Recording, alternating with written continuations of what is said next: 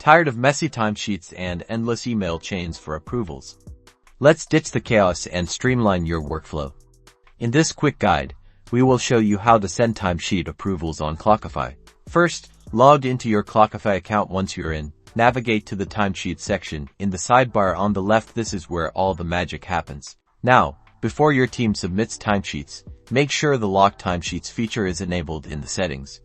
This will prevent your employees from making changes once they submit their hours. Have your team members complete their timesheets for the relevant period. Once they're done, they need to click the Submit button. This sends their timesheet to you for approval. As a manager or admin, you'll receive a notification that timesheets are awaiting your approval. Go to the Timesheets section again and you'll see a list of pending submissions. Click on each timesheet to review the hours, projects, and tasks. If everything looks correct, simply click the Approve button. If there are any discrepancies, you can click the Reject button. Add comments explaining the reason for the rejection, prompting the team member to make the necessary corrections and resubmit.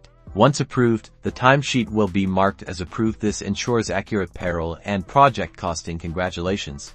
You've successfully sent and approved timesheets on Clockify. Don't forget to like and subscribe for more helpful Clockify tips.